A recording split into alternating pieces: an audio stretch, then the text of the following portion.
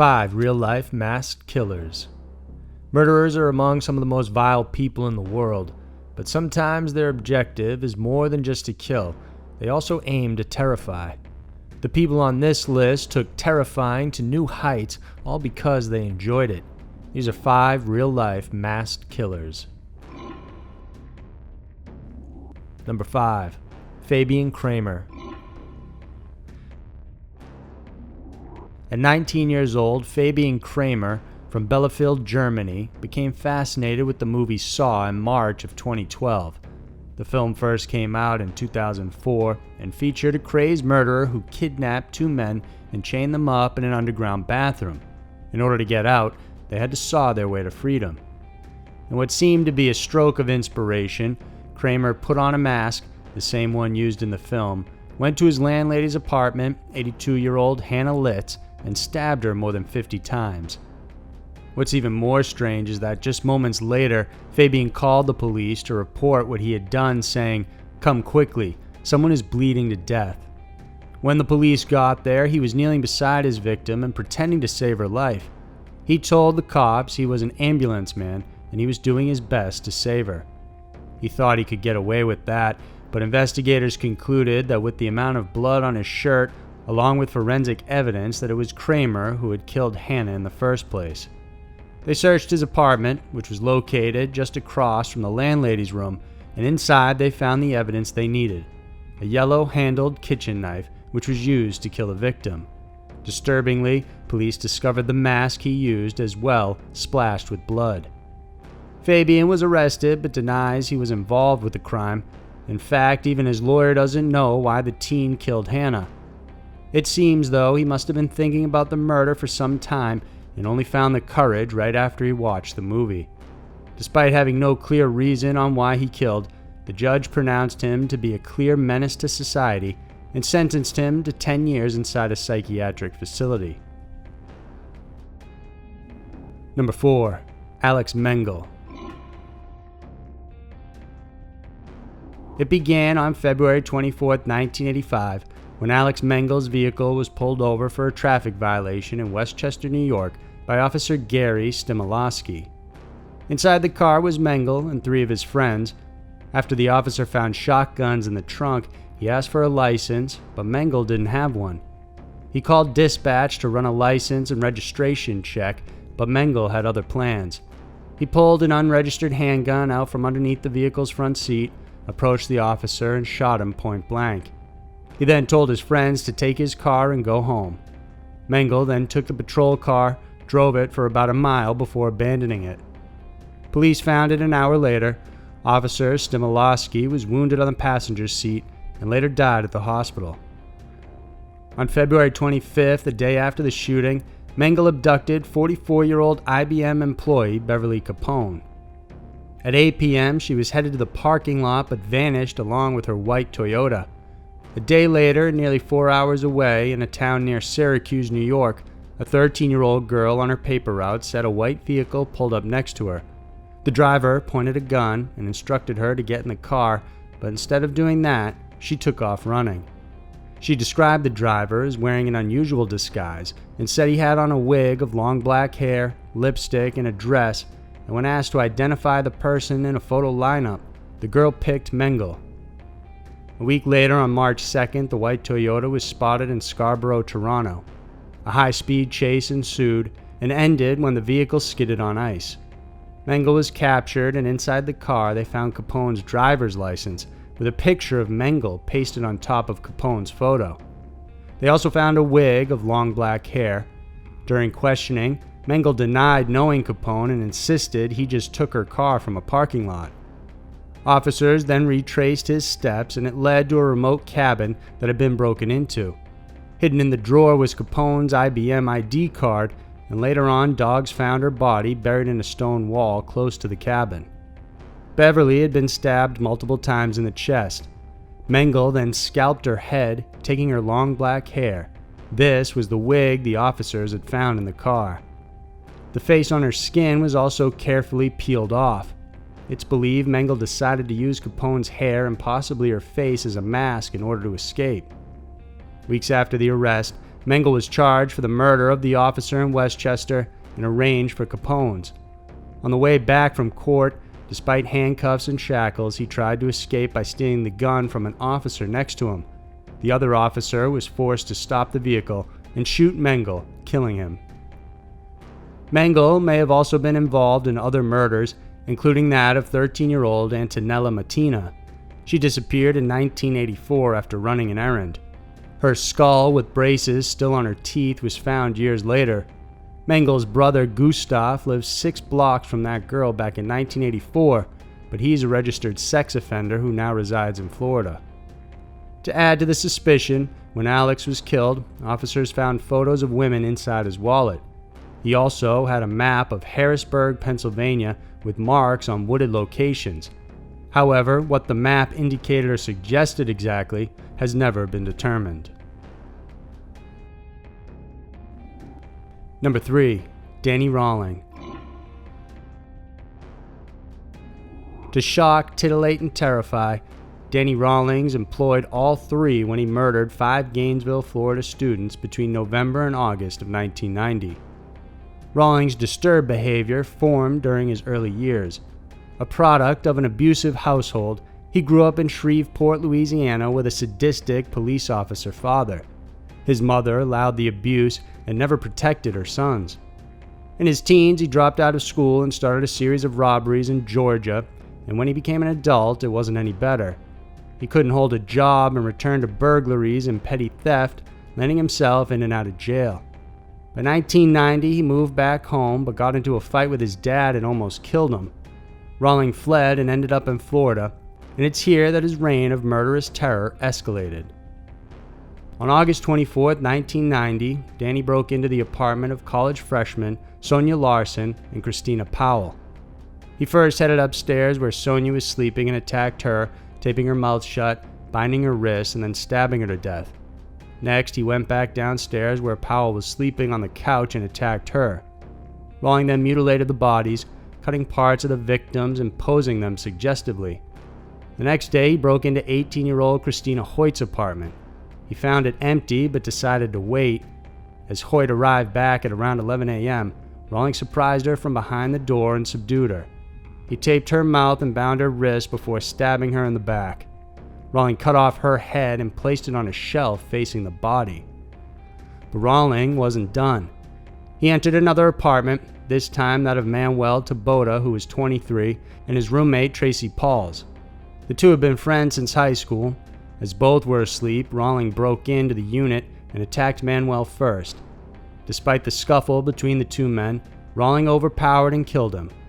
Tracy woke up to the commotion and barricaded herself inside her bedroom, but Rowling eventually got to her.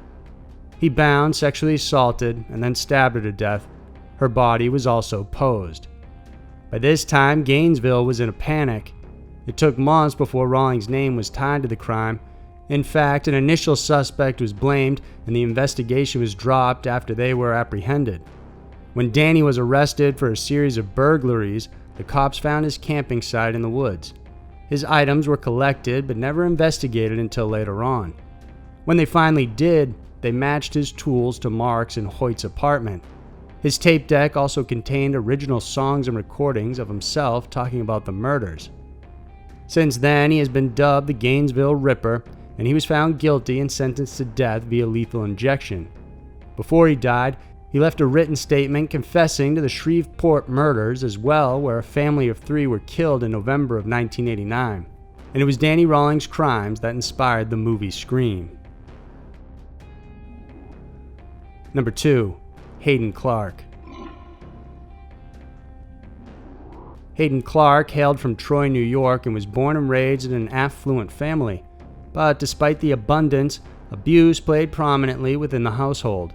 Both parents were alcoholics, and when they drank, the 4 children took the brunt of it.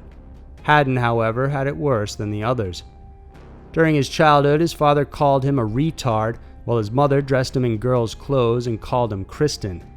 It didn't help that at school, Clarke was also heavily bullied.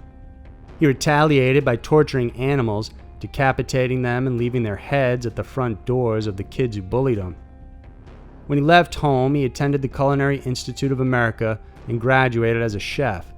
This got him into various chef positions on cruise liners, premier hotels, and restaurants, but because of his erratic behavior, he was often fired.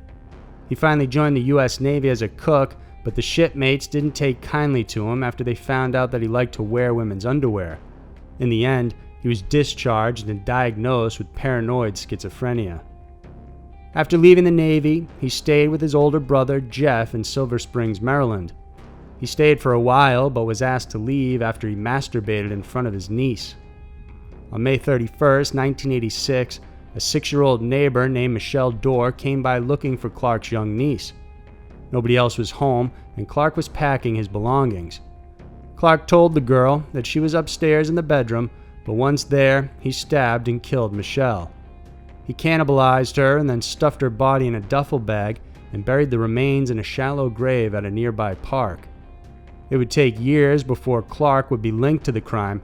Instead, police focused on Michelle's father as the suspect. For a while, Clarke lived in his truck and found odd jobs to sustain him. In 1989, he was arrested for assaulting his mother and shoplifting women's clothes. In 1992, he was working as a gardener for Penny Houtling in Bethesda, Maryland. Clarke was enamored with Penny, so when Laura, Penny's daughter, returned home from college, he was resentful of her presence. Clarke snuck into Laura's bedroom, dressed in women's clothing, on October 17, 1992, and woke her up, asking her why she was sleeping in his bed. Then at gunpoint, he ordered her to undress and take a bath. Afterwards, he covered her mouth with duct tape, which caused her to suffocate and die. He then took the body and buried it in a shallow grave close to his campsite. A month later, Clarke was arrested in relation to Laura's disappearance after a bloody fingerprint on one of her pillowcases was discovered in Clarke's possession. It wasn't until later when he finally told police where he buried the girl's body. In prison, he bragged to inmates about killing Michelle Dorr. He later told police where to find the body, and sure enough, it was buried 5 minutes away from Michelle's home. Clarke confessed to other killings, but police are hesitant to take him seriously because of his schizophrenic state. He did, however, lead authorities to a buried bucket filled with jewelry that he said he collected as trophies. Among the various items in the bucket was Laura's class ring. He is presently incarcerated at the Eastern Correctional Institute, serving 2 30-year sentences for the murders and 1 10-year sentence for robbery. Number 1. Edward Payne. Known as the Beast of Jersey, Edward Payne inspired terror on Channel Island, Jersey, off the English Channel. Between 1960 and 1971, he victimized unsuspecting children and women before he was finally captured. On the outside and to the children, he was known as Uncle Ted, a kind, genial man who dressed up as Santa Claus for Christmas, gave them gifts, and laughed. Edward's mother-in-law ran a children's home called La Preference, which Edward frequented. He also hung out at another children's home called Haute de la Garenne. Meanwhile, he and his wife hosted orphans in their own home. All this gave him very easy access to his victims. What set him apart was his panache for theatrics and terror. During his attacks, Edward wore a woman's black wig and a rubber mask with an image of a disfigured person. His long coat had inch-long nail studding on the shoulders, and he also wore nail-studded wrist bracelets. He would creep inside the homes or the children's center and abduct the victims right from their beds. Afterwards, he would place a noose around their necks before subjecting them to rape, sodomy, and his sick, twisted desires. Edward stalked the victims to a certain extent, only attacking when he knew they would be alone. At least 24 victims have come forward, most living at the children's homes during the time, who claim to have been victimized by the Beast. Multiple attacks naming the Beast of Jersey as the culprit soon spread in the Isles, but Edward was never suspected. For 11 years, he operated this way until July 17, 1971, when he was stopped by police for running a red light.